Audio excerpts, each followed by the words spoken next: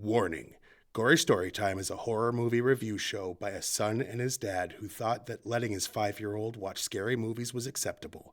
If you are offended by horror or talk about blood and gore by a child, or if you don't want horror movies from the 60s through today spoiled, then there is a remote stuck in your couch cushion next to potato chip crumbs. Use it. And of course, parental discretion is advised. Why? You didn't use any. Shut up and start the show.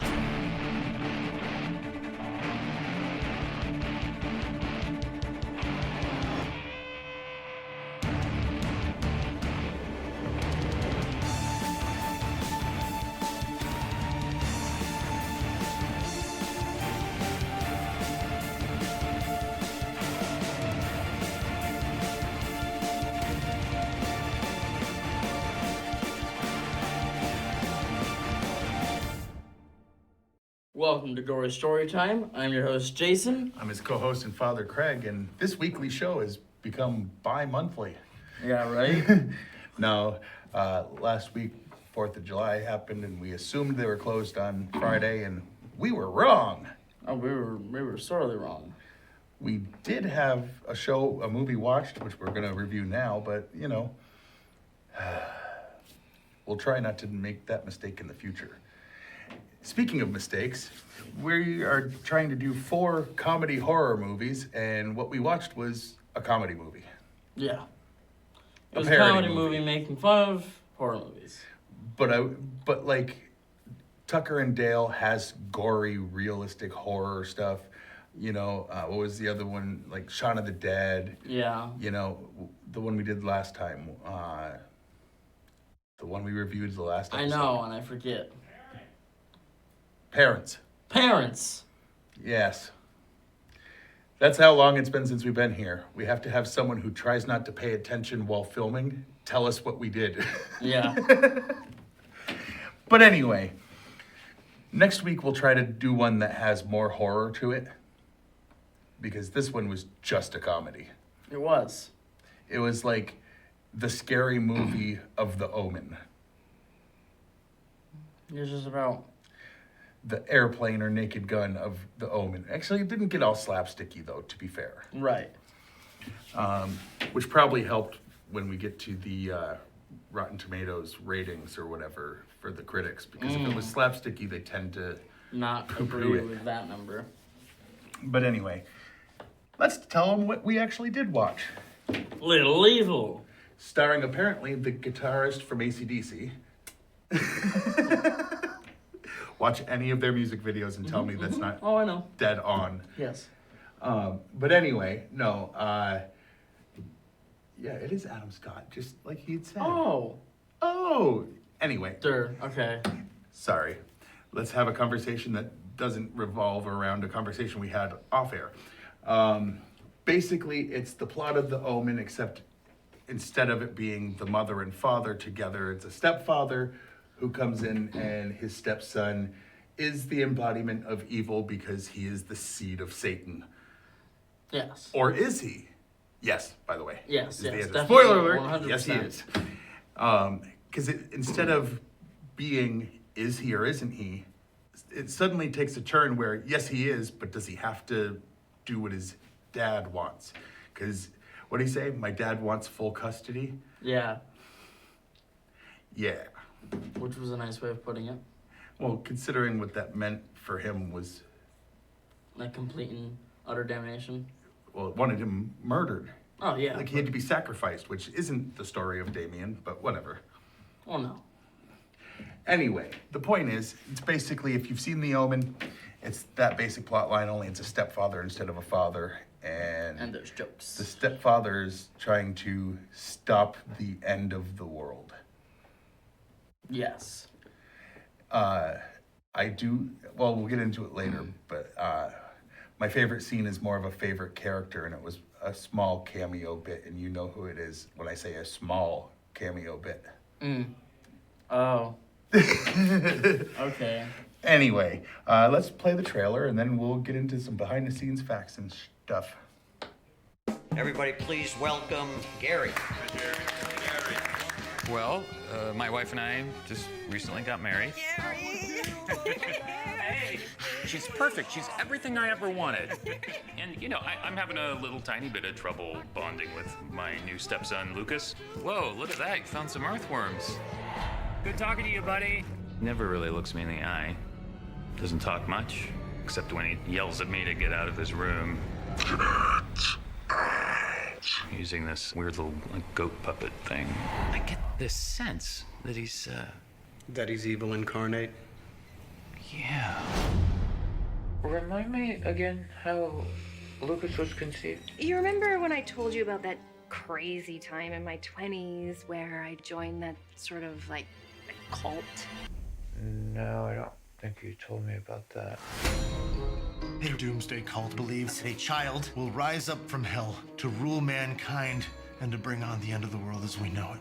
I think we found that child. And now you're his stepdad. There is nothing wrong with Lucas. He's very particular. The child. He did this to me.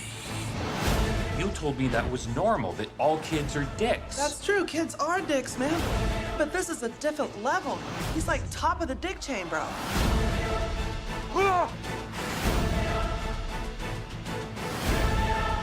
So creative.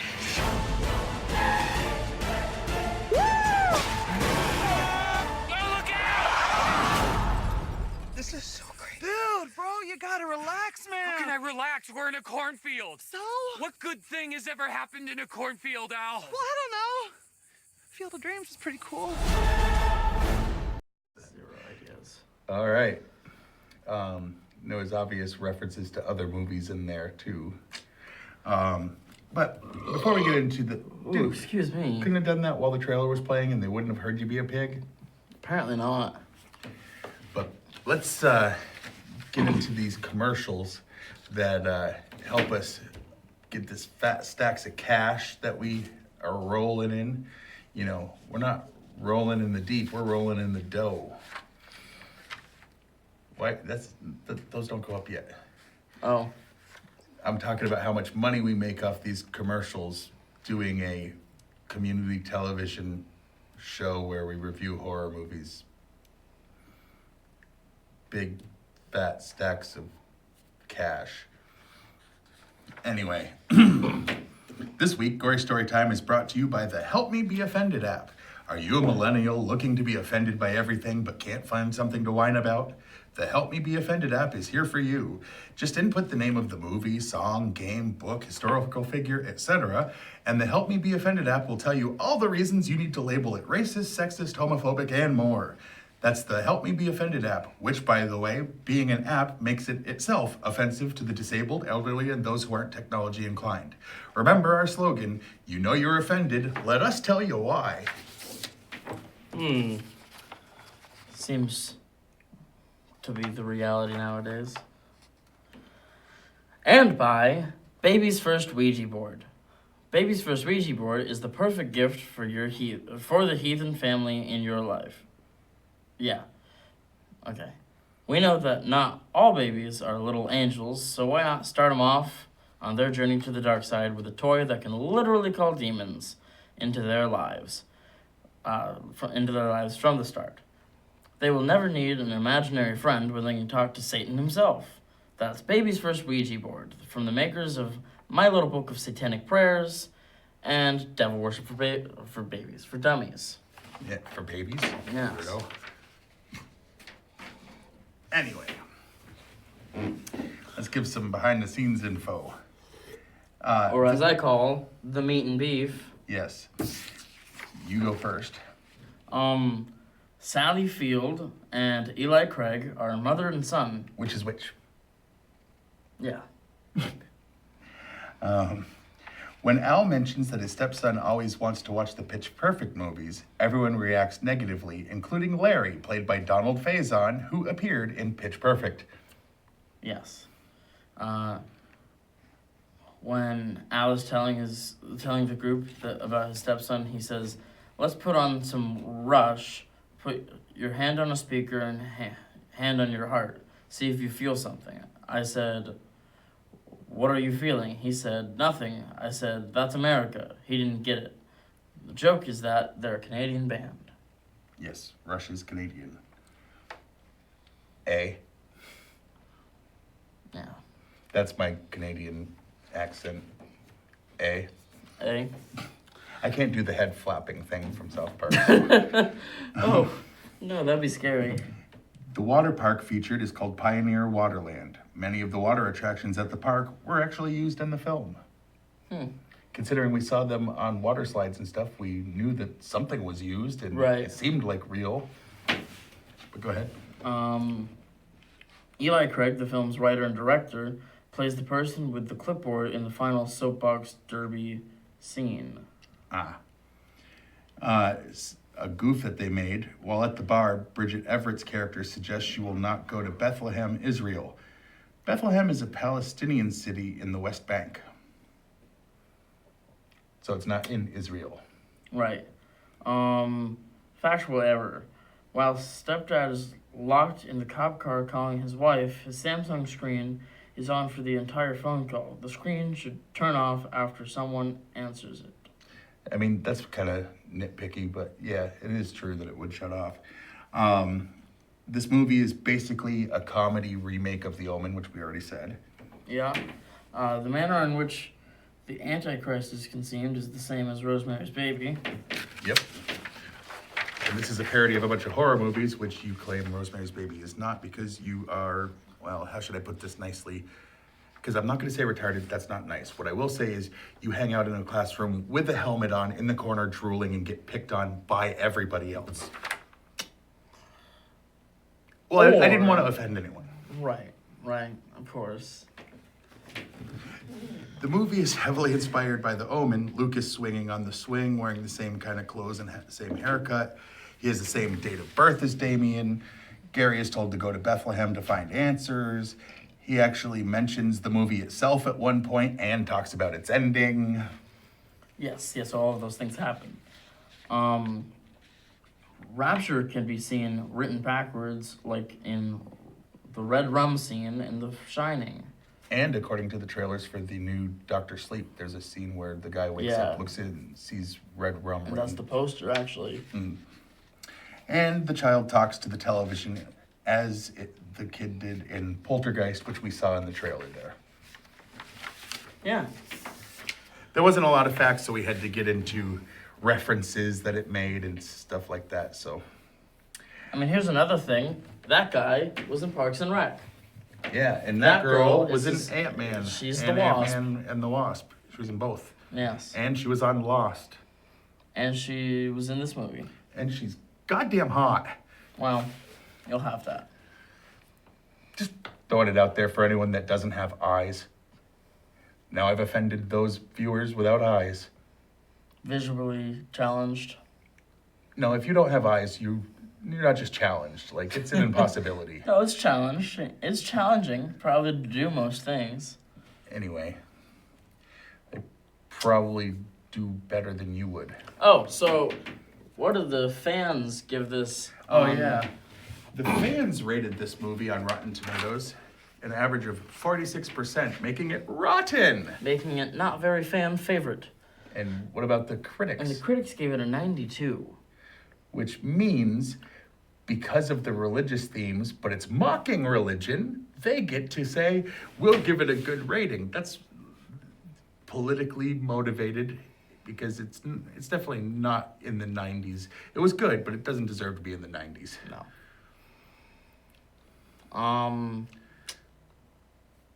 So, favorite scene? My favorite scene involves the People McNugget, as they like to be called because midget's offensive, Brad Williams. Yes. He's great.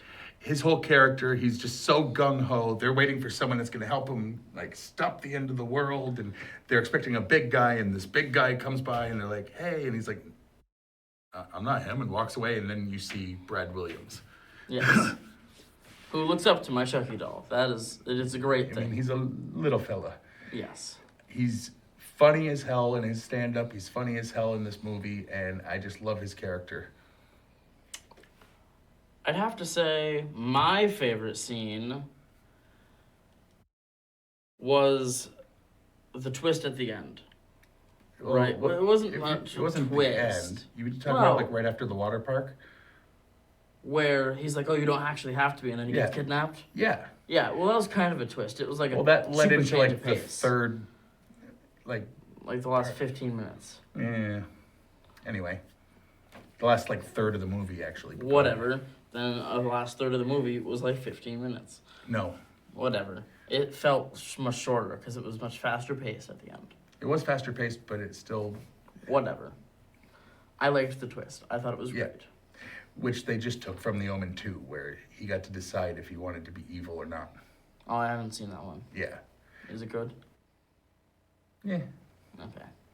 There's a reason why the second one's okay. The third one, it's like he's a politician, and it's like, ugh. Yeah. But anyway. So, what was what was my least favorite scene? Go ahead. Yeah. I don't know. What was my least favorite scene? I don't know. Probably something lame. Probably something nitpicky. Yeah, I mean, no, you're thinking Little Nicky. No. You said it wrong. And that's a different evil son of the devil movie that I didn't like. I don't think I've seen that. Adam Sandler, Son of the Devil, no. No. Hitler gets entered by a pineapple. Jeez. Well, I've got to see this movie now. I mean, that was like the good scene. If I had to pick a favorite scene of Little Nicky, it was when Hitler was being violently entered by a pineapple. And it was scheduled. He like showed up going, it's time, and then bent over. And yeah. Oh, my. That's a thing. I've got to see this, apparently. You really don't. Adam Sandler is awful with his humor most of the time in movies. And he's hitting this And your with least his favorite CDs. scene of this movie? Oh, yes. My least favorite scene of this movie was it reminded me of Little Nicky. No. Yeah, when, you know, No. Satan. I mean, it even has little in the title, see? And it's about the son of the devil, see? And Hitler gets raped by a pineapple. Not in this one. Oh. I don't know. I would say my least favorite part is how quickly they decide to get along after that twist that you mentioned. Like, it's kind of like your name's Martha? Or your mom's name is Martha? My mom's name is Martha. We're friends now. You know how we were just trying to murder each other? Superman? Well, now we're friends. It turned on a dime, and that's just like, come on. The kid spent the whole movie trying to send you to hell and be murdered. Yeah, but it seems like that was a comedic thing. No, it was a lazy writing thing. Like, there was some therapy before that would have happened. Oh, probably. And it would have been very comedic to have them in therapy trying to work out their differences. Why do you think he hates you? Because I'm the son of the devil? Yes, why else? Yeah, don't quote South Park at me and think I'm not going to continue the quote. That's a good start. Why else? Yes. Anyway, what was your least favorite part? I guess going into it thinking that it was going to be a horror comedy and not a comedy movie making fun of horror movies. Yeah. Because here I am trying to review a horror movie with comedy aspects. And it was a comedy movie with horror aspects. referencing horror. Right. So I guess that. Okay. That's reasonable. But it's still, you know. I enjoyed it. For what it is, what would you rate it on a scale of 1 to 10? I'm going to give it a 7.5. A 7.5. You know what? I'm going to match you and just say that that's about right. Because it's definitely not a 90, but it's definitely not as bad as a 40. Yeah, So- like 75 would be like a good place for it on the Rotten Tomato scale, I think. That would be a fair, not giving it too much for, you know, making fun of religious stuff and not giving taking it too much enough, away. Or not Yeah. giving it too much, right. So, yeah, I would go ahead and say about 7.5, which would equal about 75%. Yeah. It Yeah, doesn't okay. deserve to be rotten. It doesn't deserve to be certified fresh. No. Okay. All right. So we enjoyed the let's movie. give out our info. Stuff. It's on that side of the screen. It always Right is. over there. Yeah. Yeah, that one. So you can watch this show on Fact TV Channel 8 at Thursdays at 8:30 p.m. and Fridays at 7 p.m. Not bad, folks. He's reading it right off the screen and still stumbles and fumbles and mumbles. Why do you think he's still in school in the summer? Anyway, Yep. you can email us at gorystorytime@yahoo.com, which no, you really kind of can't because I can't access that email account and it's annoying the living shit out of me. Sounds about right. You can also watch this. You can like us on Facebook, and you like Fact TV on Facebook. If you're watching this live, you have already liked Fact TV on Facebook, but you can go like our page. He posts memes and shares things, and Yeah. we say rest in peace to all the people who keep dying because it happens far too often. Yeah, but it hasn't been a lot of horror people lately. But whenever someone big in horror dies, yes, I absolutely do that. Rip Torn passing away is sad, but it doesn't really fit the Gory Story Time thing. And Cameron Boyce just happened, but that's also not Gory Story Time related at all. The Descendants was awful, so that makes it horrible. So horrible? No. Yeah, same thing. No? No, not at all. Okay. Rest in peace anyway, because, it's not his fault that the script was that. Yeah. Anything else? Oh, Twitter. Twitter. You can follow us on Twitter. I'm at Jason T. Jakes, capital J, capital T, capital J. I'm at Craig Jakes, all one word, all lowercase, and we don't talk about horror or this show at all. Yeah, at all. But there's a good chance we'll say something offensive that'll make you want to just unfollow us. So follow us for now. Yes. Excuse me. You can go to fact8.com and watch a bunch of back episodes of this show and all the other stuff that they have too, which is a lot of other stuff. Go them. And that's about it, right? Yeah, and this was a quick episode, I feel. It kind of, that's why I was kind of helping stretch it out at the beginning and stuff to try to pad it like it's that time of the month. Until next time, I'm your host, Jason. I'm his co-host and father, Craig. And sweet dreams.